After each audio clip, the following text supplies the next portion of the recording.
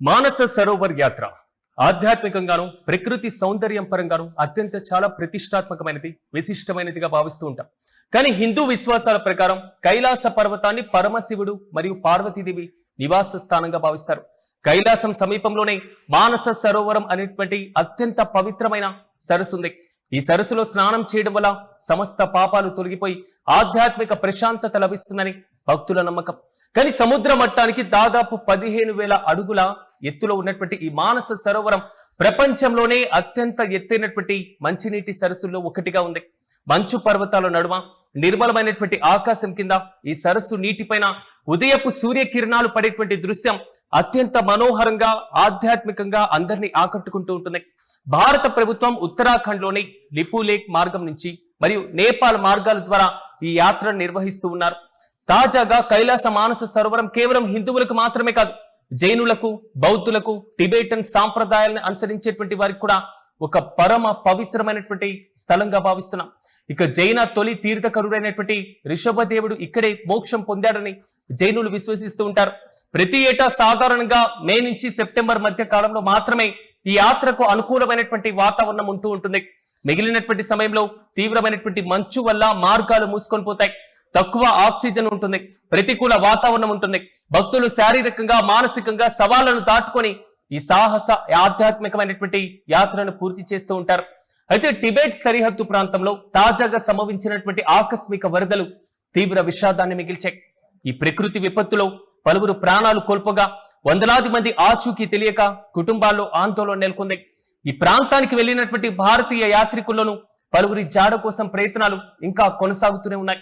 ముఖ్యంగా కైలాస్ మానస సరోవర్ యాత్రకు వెళ్లినటువంటి యాత్రికుల పరిస్థితి ఆందోళనకరంగా మారుతుంది. అయితే ప్రపంచంలోనే అత్యంత పవిత్రమైనటువంటి ఆధ్యాత్మికమైనటువంటి యాత్రల్లో ఒకటిగా పేరొందినటువంటి కైలాస్ మానస సరోవర్ యాత్రకు భారత్ తో పాటుగా నేపాల్, చైనా, అమెరికా, యూరప్ ఇతర దేశాల నుంచి ప్రతి ఏటా వేలాది మంది భక్తులు తరలి వెళ్తూ ఉంటారు. కఠినమైనటువంటి భౌగోళిక పరిస్థితులున్నా యాత్రపైన భక్తుల్లో ఉన్నటువంటి ఆధ్యాత్మికమైనటువంటి విశ్వాసం అసాధారణమైనదిగానే మనం భావించాలి.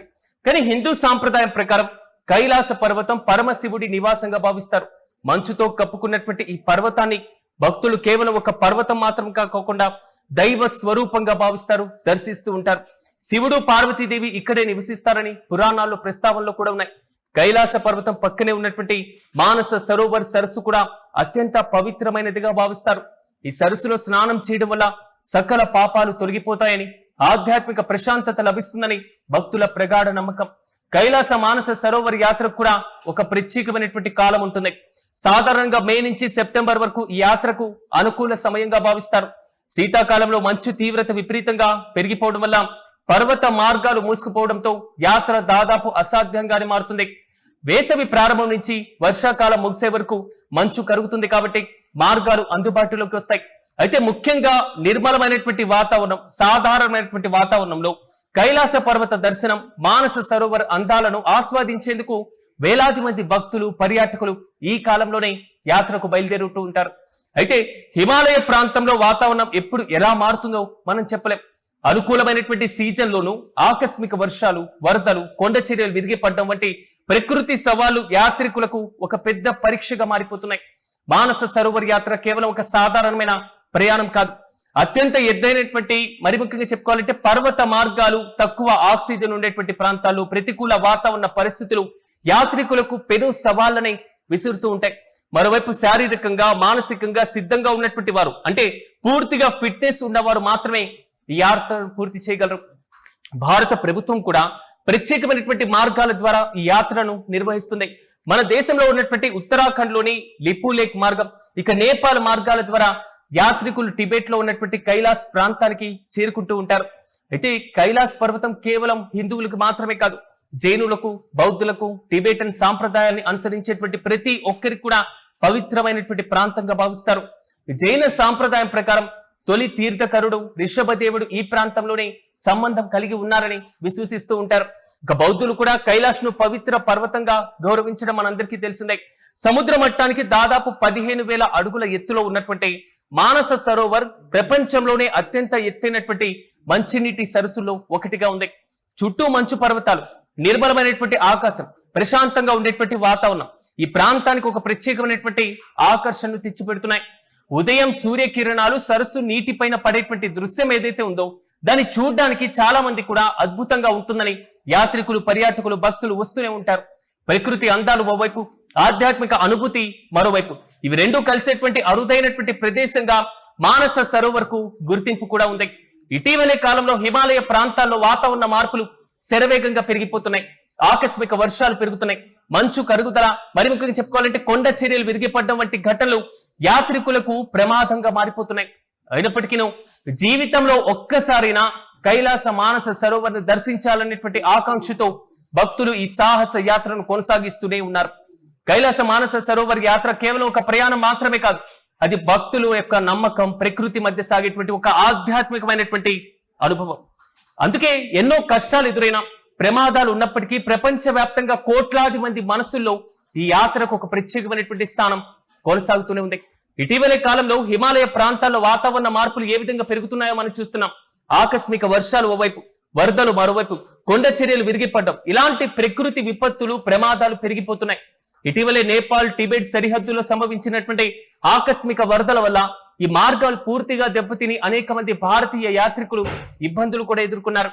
ఇక నేపాల్, టిబెట్ సరిహద్దు ప్రాంతాల్లో సంభవించిన ఆకస్మిక వరదలు తీవ్ర విషాదాన్ని మిగిల్చాయి. హిమాలయాల్లో కొండ చర్యలు, మంచుకు సంబంధించినటువంటి ల్యాండ్ స్లైడ్లు కరిగి లెండే నదిని అడ్డుకోవడంతో ఒక్కసారిగా బోటే కుషి, త్రిశూలి నదుల్లో నీటి మట్టం దాదాపు 30 అడుగుల ఎత్తున ఒక ఉప్పెనలా పెరిగిపోయింది.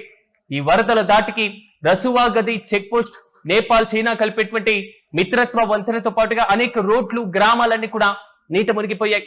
ఈ ఘటనలో ఇప్పటి వరకు దాదాపు 160 మందికి పైగా ప్రాణాలు కోల్పోతే వందలాది మంది ఆచూకీ ఇంకా లభ్యం కాలేదు.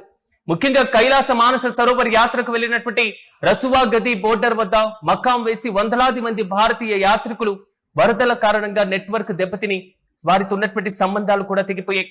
నేపాల్, టిబెట్ సరిహద్దు ప్రాంతాల్లో సంభవించినటువంటి ఆకస్మిక వరదలు తీవ్ర విషాదాన్ని మనకు చూపిస్తున్నాయి. ఈ ప్రకృతి విపత్తులో పలువురు ప్రాణాలు కోల్పోవడం, వందలాది మంది ఆచూకీ తెలియక కుటుంబాల్లో ఆందోళన వ్యక్తమవుతున్నాయి. నిన్న మనతో కలిసి కూర్చొని తిన్నటువంటి వ్యక్తులు, నిన్న మనతో ఫోన్ తో మాట్లాడినటువంటి వ్యక్తులు ఈ రోజు వారి యొక్క ఆచూకీ తెలియక ఫోన్ స్విచ్ ఆఫ్ వచ్చేసి చాలా మంది కుటుంబాల్లో ఇంకా ఆందోళన కనిపిస్తూనే ఉంది. ఈ ప్రాంతానికి వెళ్లినటువంటి భారతీయ యాత్రికుల్లో కూడా పలువురి జాడ కోసం ప్రయత్నాలు ఇంకా కొనసాగుతూనే ఉన్నాయి. ముఖ్యంగా కైలాస మానస సరోవర్ యాత్రకు వెళ్లినటువంటి యాత్రికుల పరిస్థితి ఆందోళన కలిగిస్తుంది. నేపాల్ భద్రతా బలగాలు హెలికాప్టర్ల ద్వారా సహాయక చర్యలు చేపట్టారు. భారత ప్రభుత్వం కూడా ఎయిర్ ఫోర్స్ విమానాలతో పాటుగా అత్యవసర సహాయ సామాగ్రిని కూడా నేపాల్ కు పంపించి రెస్క్యూ ఆపరేషన్ ను పర్యవేక్షిస్తుంది. భారత్ భారీ స్థాయిలో నేపాల్ దేశానికి సహాయాన్ని అందిస్తుంది. యాత్రికులకు ఎన్ని సవాళ్లు ఎదురైనా, ప్రమాదాలు ఉన్నప్పటికీ జీవితంలో ఒక్కసారైనా కైలాస మానస సరోవర్ని దర్శించుకోవాలనేటువంటి భక్తుల ఆకాంక్ష ఈ యాత్రకు ప్రత్యేకంగా నిలుస్తుంది. మొత్తమీద తాజాగా మానస సరోవర్ యాత్రలో హిందూ సాంప్రదాయం ప్రకారం కైలాస పర్వతాన్ని పరమశివుడిగా భావించడం, ఎన్ని సవాళ్ళు ఎదురైనా, ఎన్ని కష్టాలు ఎదురైనా ప్రతి ఒక్కళ్ళు అక్కడ దర్శించాలి అనేటువంటి ఆలోచన చేస్తూ ఉంటారు. వేలాది సంఖ్యలో భక్తులు వెళ్తూ ఉంటారు.